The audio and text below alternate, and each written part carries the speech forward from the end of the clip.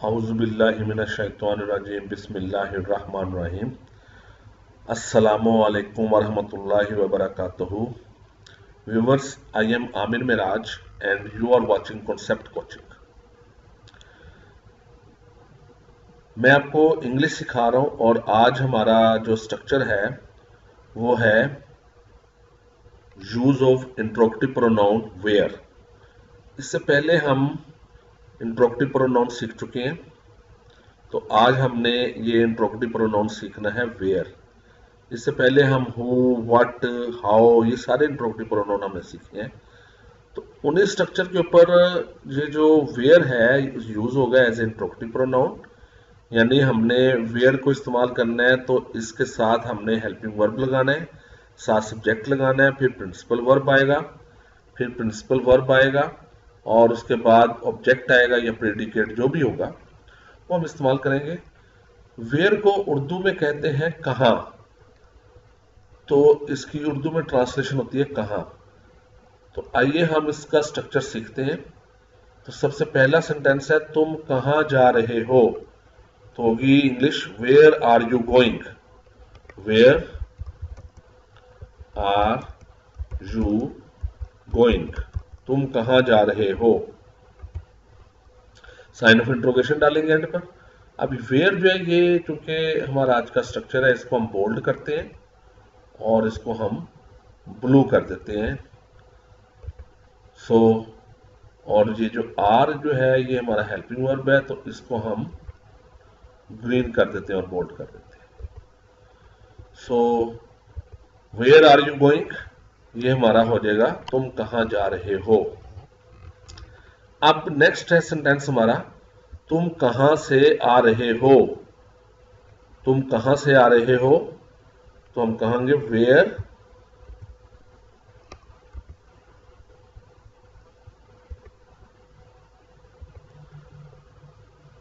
Where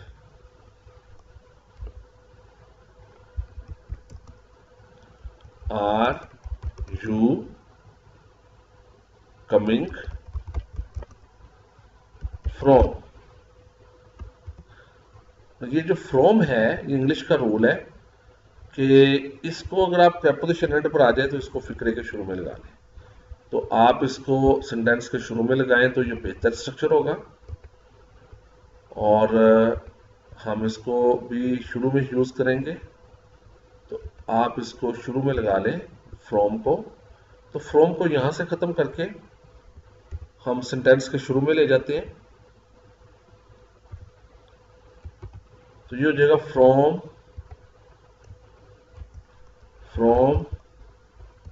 where are you coming. तो ये हम सेंटेंस के शुरू में लेंगे।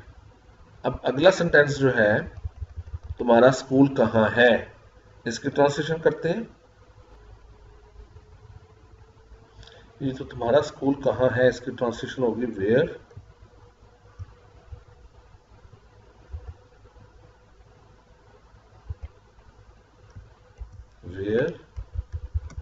Is your school. तुम्हारा स्कूल कहाँ है, where is your school.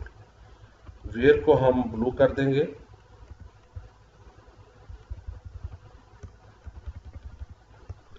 Where को ब्लू कर दिया हमने और बोल्ड कर देंगे इसे, क्योंकि ये हमारा आज का स्ट्रक्चर है। और इज जो है ये हेल्पिंग वर्ब है, इसको बोल्ड कर देंगे और ग्रीन कर देंगे। वेयर इज योर स्कूल, तुम्हारा स्कूल कहाँ है। नेक्स्ट सेंटेंस है जी बादशाही मस्जिद कहाँ वाक़ है। तो हम इसको भी सबसे पहले वेयर लगाते हैं सेंटेंस में। Where is the Badshahi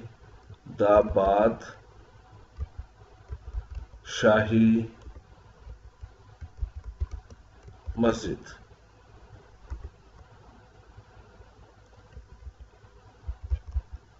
where is the बादशाही मस्जिद। मॉस्क भी लिख लेते हैं, मस्जिद भी लिख लेते हैं। तो बी कैपिटल आएगा बादशाही का और एम कैपिटल आएगा because it is a proper noun. और इससे पहले दी लगाना है आपने, क्योंकि ये खास चीज का नाम है। तो हमने इससे पहले दी लगाना है द बादशाही मॉस्क। जितने भी हिस्टोरिकल प्लेसेस हैं उनके साथ दी आता है the Badshahi mosque, the Minar Pakistan, the leaning tower of pizza.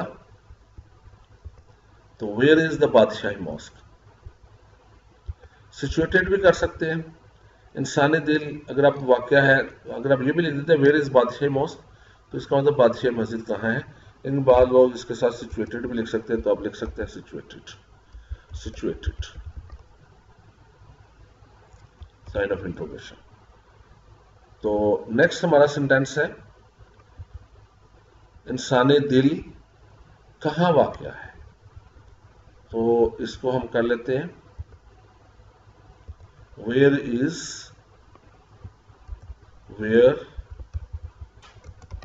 The human heart located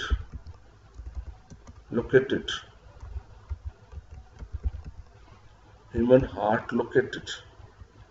locate होता है, लोकेट करना, उसको इसकी एग्जैक्ट पोजीशन बताना। तो where is the human heart located.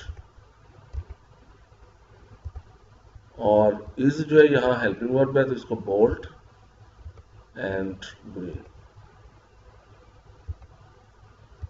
So next sentence है जी, तुम अपनी तनख्वाह कहाँ खर्च करते हो, प्रेजेंट इंडेफिनिट का। तो इसकी ट्रांसलेशन हम करेंगे वेयर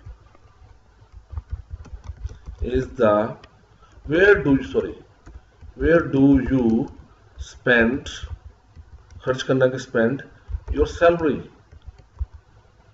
तुम अपनी तनख्वाह कहाँ खर्च करते हो। तो हम वेयर को ब्लू करेंगे और बोल्ड करेंगे।